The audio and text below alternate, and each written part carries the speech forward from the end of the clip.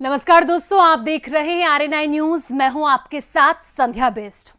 दोस्तों, दिन प्रतिदिन जैसे जैसे ठंड बढ़ रही है वैसे वैसे पार्टियों में चुनाव की सरगर्मी बहुत तेज हो गई है।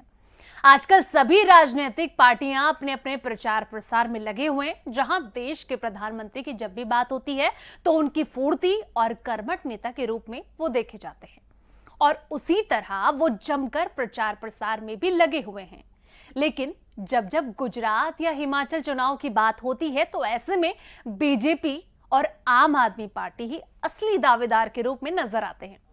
लेकिन ये कांग्रेस कहां चली गई? मेरा मतलब है कि वो तो प्रचार प्रसार करती हुई नजर ही नहीं आ रही है और आएगी भी भला कैसे, क्योंकि राहुल गांधी तो अपने पर कोड़े बरसाने में व्यस्त हैं।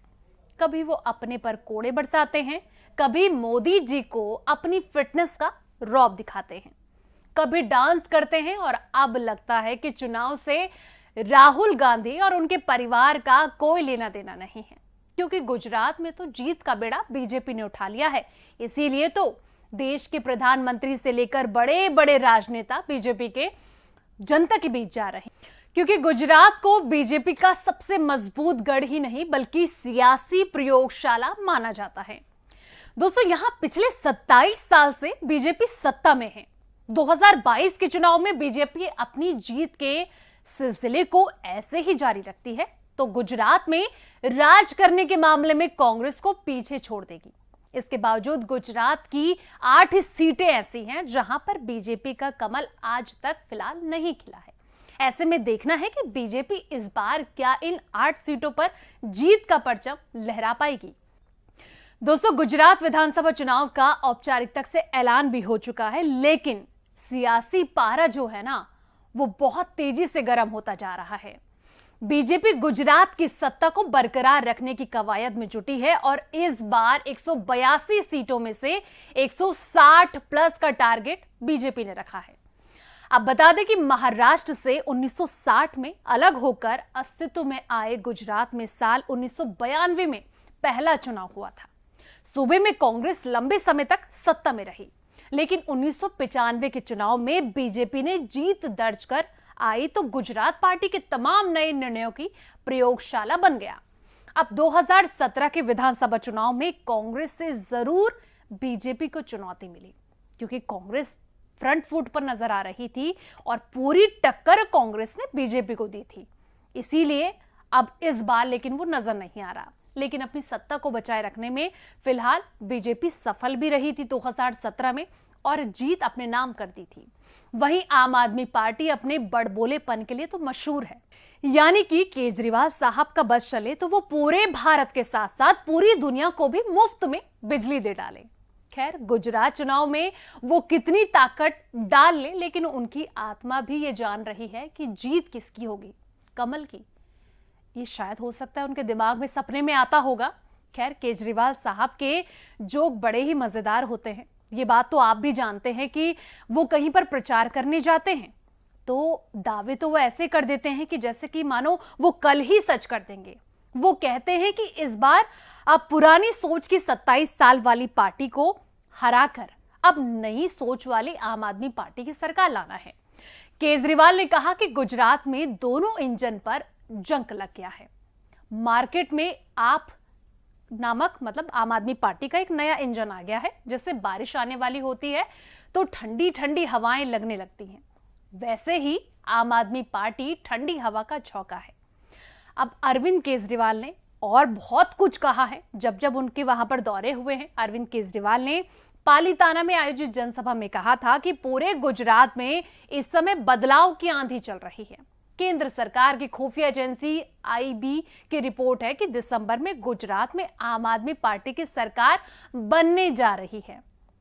अब रिपोर्ट में यह भी लिखा है कि आम आदमी पार्टी की सरकार बन तो रही है, लेकिन अभी थोड़े किनारे पर है।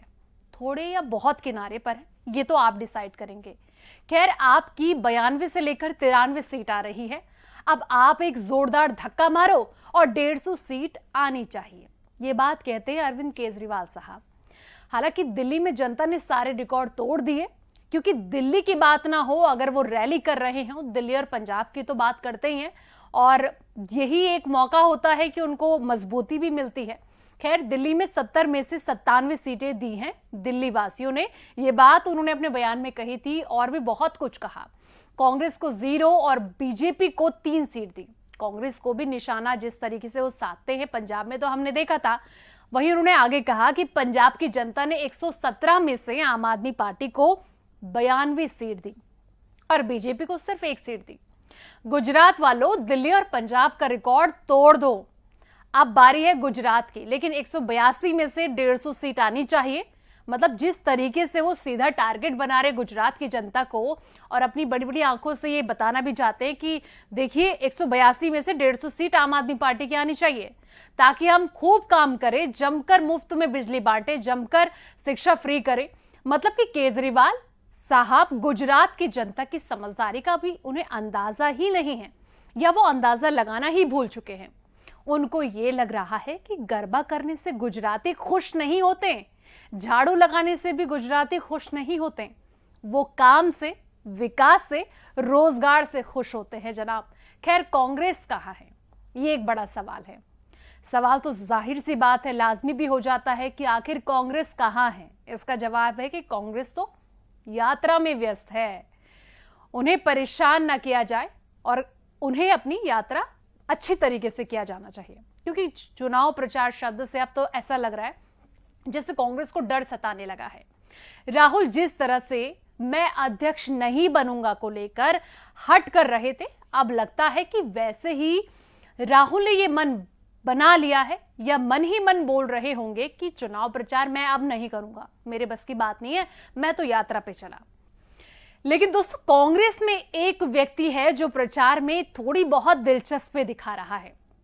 अब आप ये सोच रहे होंगे कि वो भला कौन है, क्योंकि बहुत गहरा और बड़ा सवाल हो जाता है कि कौन है कांग्रेस में जो दिलचस्पी दिखा रहा है चुनाव में।